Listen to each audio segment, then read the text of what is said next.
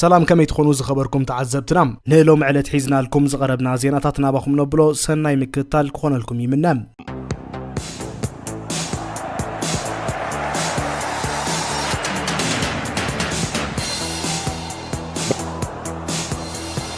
مانشستر يونايتد سوني مشيت اب اولد ترافورد ب10 تتصاوتي زحازت ايفرتون دحر مسعرام مثل علوت 4 كتصنبر زخلا زنبر عدل باخيناتهم تاريخ ستاديوم اولد ترافورد ابتن ايفرتون زعدملو قدم كم وترو دراماتيكاو فصاميتات ايتفليون صوتا جمرا بيلو مبل 10 دقيق اكفافال ايفرتون ادريس غاناغي مس ود غانتوكين بندريا بزاربلو زنبر اوان بصفيت كسهالو بز ترايو بقطتاويت قيح كارد كاميرا كبارر ترايو بدحر زلما مان يونايتد نربح زياره تصوتا ميرا تطقيما كابز قطم بقليلو تعاويتا كتوص تصبيتا بستغبرلو وان انجليزاو كفافال ايفرتون دويسبيري هول امبل 29 دقيق ببرقاويت قلاعشتو بممزغاب نيفرتون بغودلو تصوتي كتمرح خيلوام ولاكو مانشستر يونايتد امير انت تمرحت نيفرتون زغون ملس غنا يسانانينا تبهله صوتانا بعرفت مرحم دحر رفتي ابز نبر صوتا موريم مازراو صيون ميسن ماونتن ميدال يخوم مان يونايتد نزبزح خفال ناي صوتا بمعبلال نيفرتون تنفاس كتكلا ترايم تصاوت ايفرتون ግን በዝግባ ከከላኸሉን ነጾታ ድማ በዝግባ ከመሐድሩን ተራም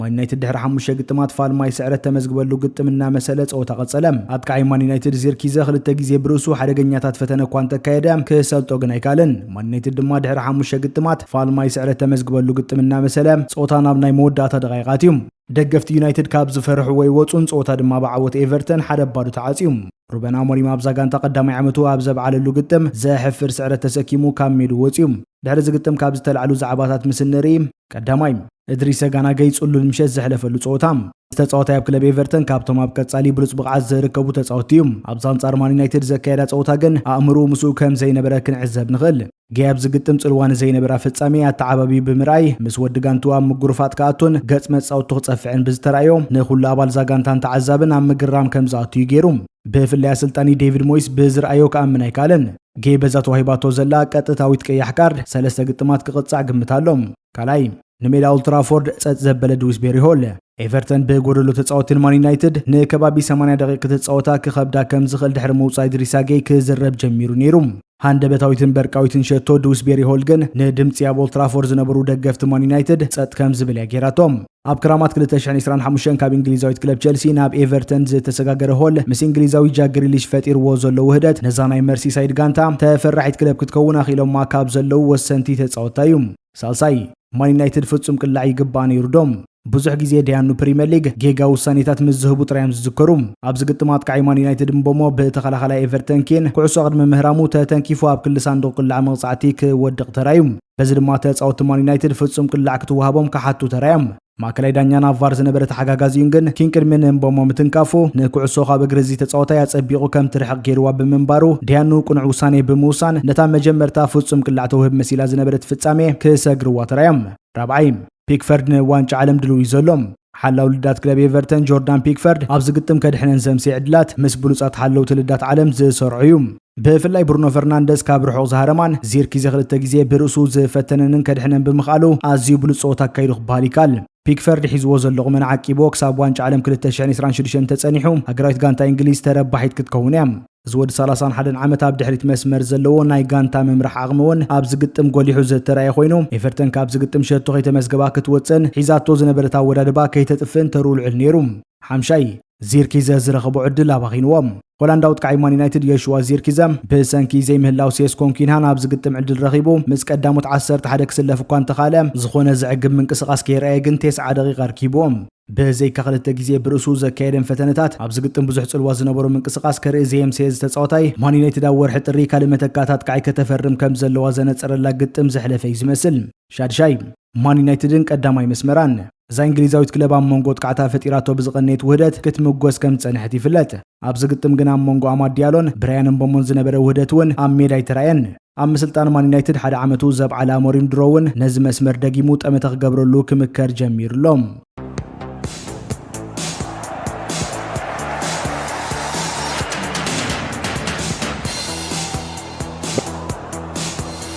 ኣብ ልዕሊ በርንሊ ናይ ክልተ ባድ ዓወት ከመዝግብ ዝኻለ ኢጣልያዊ ሰልጣን ክለብ ቸልሲ ኤንዞ ማሬስካ ኣንጻር ባርሴሎናን ኣርሰናልን ንዝጽበዮም ግጥም ብዝግባእ ተዳልየምሉ ከም ዘለው ሓቢሮም ማሬስካ ዝጽበየም ዘሎ ጾታታት ኣዝዮም ከበድቲ ምዃኖም እኳ ተገለጸ ኣብ ጽቡቕ ቁመና ብምህላዎም ነዚ ግጥም ዘድሊ ብቕዓት ሒዞም ክቐርቡ ከም ዘይጽግሞም ግን ሓቢሮም ኣብ ግጥም ቻምፒየንስ ሊግ ቸልሲ ንባርሳ ዓዲማ ተካይዶ ጾታ ክኸብዳ ከም ዝኽእል ብብዙሓት ተንተንቲ ተገሚቱ ዘሎ ጾታ እዩ ማሬስካ ግን ነዛ ስፓኛዊት ጋንታ ዝኾን መልሲ ኣዳልዮም ከም ዘለው ይሓቢሮም ነዚ 25 ሕዳር ዝካየድ ናይ ቻምፒየንስ ሊግ ግጥም ክዳኒ ተሓሪዞ ዘሎ ማእከላይ ዳኛ ወዲ 42 ዓመት ስሎቬንያዊ ስላቭኮ ቪንቺክ ከም ዝኾነ ዩኤፋ ወግዓዊ ገጻቱ ሓቢሩሎም ባርሳ በዚ ማእከላይ ዳኛ ተመሪሓ ቀዲማ 3 ጾታታት ዘካየደት ኮይና ሓንሳብ ክትዕወት ከላ ሓንሳብ ድማ ስዕረት ኣመስጊባ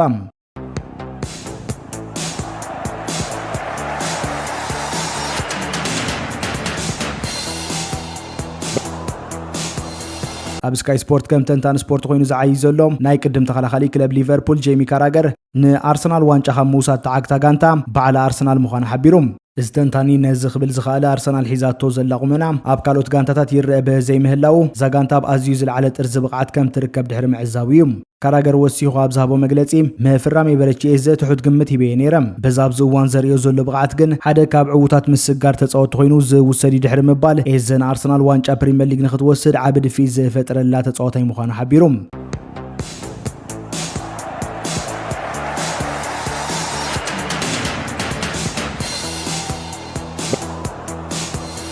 بهايلاين نتخلخلت شتو غيت مزغبا ክትወጽእ ተሸጊራ ዘላ ባርሴሎና እዚ ስልት እዚ ንተኸላኸልቲ ዛጋንታ ስነ ኣምራው ጸቕጢ ከም ዝፈጥረሎም ዘሎ ተሓቢሩም ጀርመናዊ ሰልጣን ዘኽለብ ሃንስ ፍሊክ ኣብ ክለብ ባርሴሎና ከም ኣሰልጣኒ ካብ ዝምዘዛት ሒዙ ናይ ሃይላይን ቅድም ክልኻል ኣብ ዛጋንታ ከተኣታትዎ ተራዩ ኣብዚ ስልት ጾታ ተሰሊፉ ዝተጻወተ ኣብ ዝዋን ምስ ክለብ አልናስር ምጽዋ ዝርከብ ስፓኛዊ ማርቲነዝ ብሃንስ ፍሊክ ንዝውሃቦም ዝነበረ ትእዛዝ ከመይሉ ከም ዘተግብሮ ክሓስብ ከይደቀሰ ይሓድር ምንባሩ ተዛሪቦም እዚ ስፓኛዊ ተኸላኻሊ ዋላውን ድሕሪ ጾታ ኣብ ጸቕጢ ዝጸንሐ እምሩ ኣዛንዩ ክድቅስ ይቃለስ ምንባሩ ሓቢሮም بتمساسال ድማ ኣብ ዝዋን እዚ ኣብ ቦታ ምክልኻል ባርሳ ዝጻወት ዘሎ ጀራርድ ማርቲን ድሕሪ ነፍሲ ወከፍ ናይ ጋንቱ ጾታ ክድቅስ ይጽገም ምህላው ግልጽ ገይሩ ማርቲን ልዑል ኣተኩሮ ዝሓተ ስልቲ ጾታ ይኽተሉ ብምህላዎም ጾታ ምስተዛዘመውን ናብ ንቡር ኩነተ እምሮኦም ተመሊሶም ተዛንዮም ክዕርፉ ይጽገሙ ምህላዎም ክገልጽ ተራዩ ሃንስ ፍሊክ በዛ ዓይነት ስርዓት ምክልኻል ዋናጭ ክዕወት ከም ዘይክእል ዝሕብሩ ነቐፌታታት ብተደጋጋሚ ይመጽ እኳ እንተኾነ ስልቲ ጾቱ ክቕይር መደብ ከም ዘይብሉ ግን ይሕበር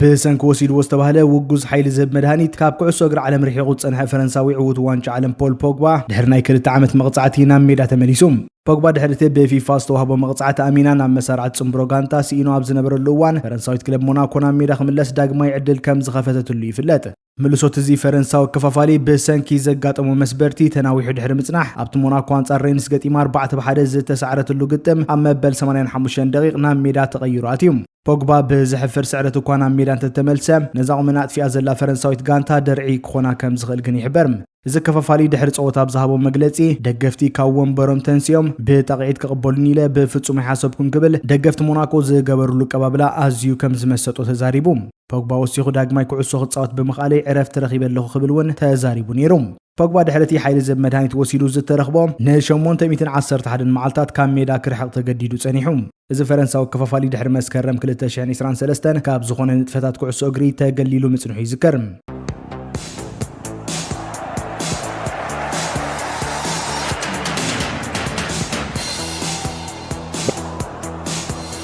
ኣብ ሃገራዊት ጋንታ ፖርቱጋል ዘሎ ቦታ ኣብቂዕዩም ቦቱ ድማ ንኻሊ የረክብ ክበሃል ዝቐኒ ክርስቲያኖ ሮናልዶ ጋንቱ አልናስር አንጻር አልካለጅ ኣብ ዘካየደቶ ግጥም ብልስቲ ሸቶ በአክሮባቲካው መንገዲ ከመዝግብ ተራዩ ዝወድር በዓመት ብሉጽ ፖርቱጋላዊ ቃይ ኣብቲ ጋንቱ አልናስር 4 በሓደ ዝተዓወተትሉ ግጥም ኣብ መበል 96 ደቂቕ ነዛ ብልጽቲ ሸቶ ከመዝግብ ብምኻሉ ካብ ዝተፈላለዩ ወገናት ኣድናቆት ክረክብ ክኢሉሎም አልናስር ኣብዚ ቻዓተ ግጥማት ኣካይዱ ዘሎ ውድድር ሳውዲ ፕሮ ሊግ ኣብ ኩሉ ዘካየደቶ ግጥማት ብምዕዋት ብ27 ነጥቢ መራሒት ዝሊግ ክትከውን ከላ ካልእቲ ኮይናት ስዕባ ዘላ አልሂላል ድማ 23 ነጥቢ ኣዋህሊላላ ሮናልዶ ምዛ ስዑዳዊት ጋንቱ ኮይኑ ክሳብ ሕጂ ዝኾነ ዋንጫ ይልዓለን ዘሎም ኣብዚ ዓመት ግን አልናስር ዋንጫ ሳውዲ ፕሮ ሊግ ንምዕታር ዝሓሸ ዕድል ከም ዘለዎ ይንገርም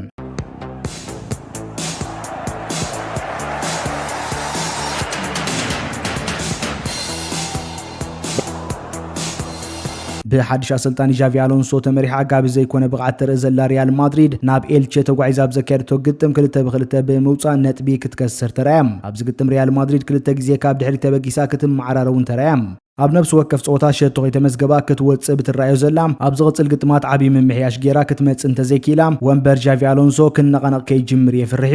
ሪያል ማድሪድ ኣብ ዳሕሮ 3 ግጥማታ ዓወት ከተመዝግባ ይካለትን ዘላም ብራዚላዊ ተጻዋታይ ዛጋንታ ሮድሪጎውን ኣብ 29 ግጥማት ሓንሸቶን ከመዝገበ ብዝጓዓዞ ዘሎ ኣብ ታሪኽ ዛጋንታ ሳልሳይ ተጻዋታይ ብኸምዚ ውጽኢት ዝኸይድ ዘሎ ክኸውን ኪሉ ንመወዳእታ ግዜ 29 ጸወታታት ሸቶ ከመዝገበ ዝተጓዓዘ ተጻዋታይ እስፓኛዊት ክለብ ማሪያኖ ዲያዝ ከም ዝነበረ ይዝከርም ኣብ ዝግጥም ካብ መጀመርታ ዘይተሰለፈ ቪኒሲየስ ጁኒየር ብዝውሃቡ ዘሎ ናይ ጾታ ግዜ ሕጉስ ከም ዘየለ ዝንገር ኮይኑ እዚ ድማ ንጃቪ ኣሎንሶ ርግኣት ክፈጥረሉ ከም ዘይክእል ይሕበር ኣብ ካልእ ግጥማት ላሊጋ አትሌቲኮ ማድሪድ ናብ ሜዳ ጌታፌ ኸይዳ ብዘካየደቶ ግጥም ሓደ ባዶ ተዓዊታ ነጥባ ናብ 28 ነበሪኻ ኣብ ራብዓይ ተርታ ናይ ዝሊግ ክትስራዕ ኪኢላ መራሒት ዝሊግ ኮይና ትቕጽል ዘላ ሪያል ማድሪድ ኮይና ብ32 ነጥቢ ነዚ ሊግ ክትመርሖ ከላ ባርሴሎና ብ31 ነጥቢ ትስዕባ ቪላሪያል ድማ ብ29 ነጥቢ ኣብ ሳልሳይ ደረጃ ትርከብ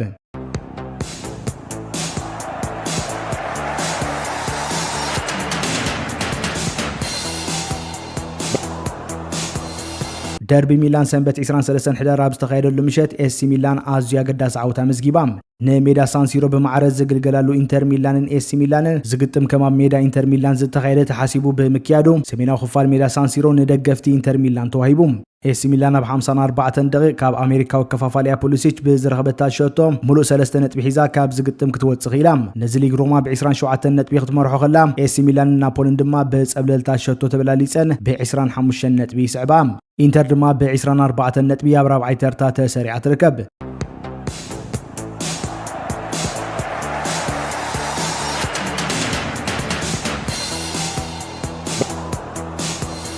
ሃገራዊት ጋንታ ኤርትራ ኣብ ኬንያ ዘመዝገበቶ ዓወት ኣብ ዝሓለፈ መደብና ክንሽፍኖ ይካልና ነርና ሎሚ ግን ደንጊና እኳ ነዚ መደብና ባኹም ነብሎ እንተሃለና ነዚ ደሚቕ ዓወት ግን ሰጊርና ይኽንሓልፍ ስለ ዝኸበለና ሓፂር ጸብጻብና ባኹም ነብሎ ሰናይ ምክትታል ኣብ ኬንያ ክካየድ ዝቐነየ ሻምፒዮን ኣፍሪቃ ሰንበት 23 ሕዳር ሃገራዊት ጋንታ ኤርትራ ብዘርአየቶ ዘደንቕ ብቕዓት ተዓጽዩ ሃገራዊት ጋንታ ኤርትራ ናይ ጁኒየር ናይ ደቂ ተባዕትዮ ውድድር ብናታን ተስፋለም ተዓዋቲት ወርቂ ሜዳልያ ሻምፒዮን ኣፍሪቃ 2025 ክትከውን ከላ ኣብቲ 107 ኪሎ ሜትር ንውሓት ዘሸፈነ ውድድር ድማ ኣኽሊሉ ዮሃንስ ብጸቢብ ተበሊጹ ኣብ ፖዲየም ክዲባ ይካለን ራብዓይ ደረጃ ሒዙ ድማ ውድድሩ ፈጺሙ ኬቨን ተኽለማርያም እንሆም ኤፍሬምን ካሻም ናይ 9 ደረጃ ሒዞም ምስ ብሉጻት 10 ውድድራቶም ዛዚሞም ድሒሩ ብዝተኻየደ ናይ ዓበይትን ናይ ትሕቲ 23 ዓመት ናይ ደቂ ተባዕትዮ ውድድር ን3 ዓመት ኣብ ዝባን ሄኖክ ሙሉ ብርሃን ጸንሐት ማልያ ሻምፒዮን ኣፍሪቃ ናብ መን ከም ትሰጋገር ዝምልስ ነይሩ ናብ ዝባን ኤርትራውን ተሰጋጊራ ድማ ዛማልያ ንራብዓይ ዓመት ኣብ ዝባን ኤርትራውያን ክትቅጽል እያ ማለት እዩ ሰዓቱ ኣኺሉ ውድድር ምስ ተጀመረ ሃገራዊት ጋንታ ኤርትራ ነቲ ውድድር ኣብ ቅድሚት ወጽያ ክትቅልሶ ተራእያ ብፍላይ ሚክያስ ማእከለ ዘርአዮ ናይ ጋንታ ጾታ ኣዝዩ ዝድነቕ ነይሩ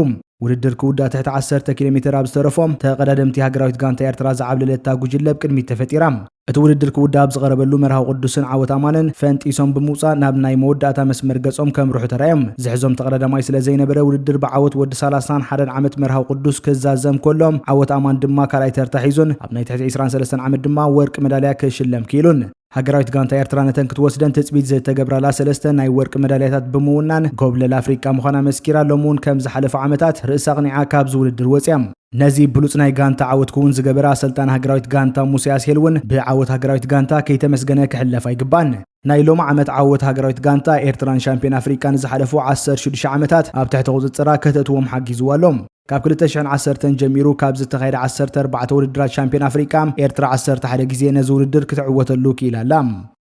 ዝኸበርኩም ተዓዘብትና ሎም ዝበልናዮም ዜናታት ነዚ ይመስሉ ኣብ ቀጻሊ ብተመሳሳሊ መደባት ክሳብ ንራኸብ ሰላም ጥዕናን ንኹልናም